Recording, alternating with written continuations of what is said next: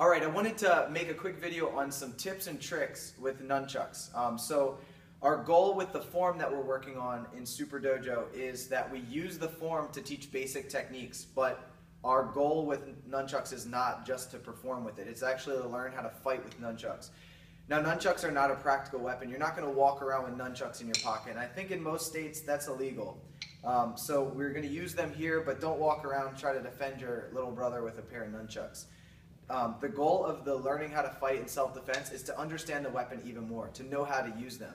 Now, if a student knows how to fight with them and they know how to perform and do a lot of the manipulations, then when they create their own form, or then when they're sparring with the padded weapons, they're going to be so much faster and more efficient. So our form is designed to teach the basics, all right? One important thing with the basics is when you're spinning forward, you can spin and catch the chuck, all right? The way we're going to fight is this way. So the stick is an extension of our hand. We're not going to fight by keeping it moving, because I don't think that's a practical way to fight. I feel like having this short range end is kind of like using a pocket stick or a kubaton.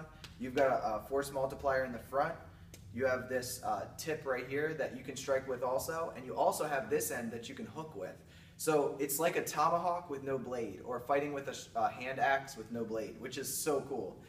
Anyway, one thing that you have to be able to do is strike with the range side of it, like be able to reach out and hit, and that gains you a lot of reach on your hand, and then be able to come right back to that loaded position, spin and catch, and be able to go back to just a regular fighting, okay?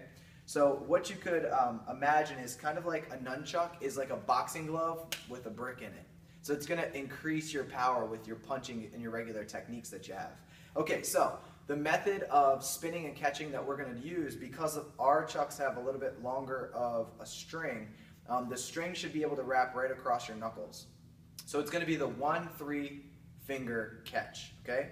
So what you're going to do is you're going to wrap it around one finger, and then as soon as it goes over the one finger, you're going to use the other 3 fingers to catch, okay? So you're going to wrap around one and then grab it with 3. This finger's still sticking up, and then you grip into a fist to get a good grip on those chucks. All right, so I'll show you again. Starting up at your shoulder, you're going to do a forward roll. Wrap it around one finger and then grab it with the rest. Your thumb and this pinching motion like this, that is actually what's going to keep a hold of your chucks. And this is only going to take you like half a second to do. So you're going to go around one finger and then grab it with 3 and then a tight fist. So you're going to go 1 finger, 3 fingers, tight fist. 1 finger, 3 fingers, tight fist. Now feel free to rewind and play again a million times to try to figure this out. But the best way to do it is to just play with these nunchucks as often as you can. What you would do is pretend that I'm aiming right towards your computer screen. I'm not going to spin it forward, because then if it flies out of my hand, it's going to break like everyone's TVs did when the Wii first came out. You're going to do it sideways. So when you spin, practice this motion and these manipulations over and over, but do it sideways, away from all of the fragile stuff and the dogs and the cats and the iguana tank and things like that. All right, so spin and catch, it's the 1-3 finger method.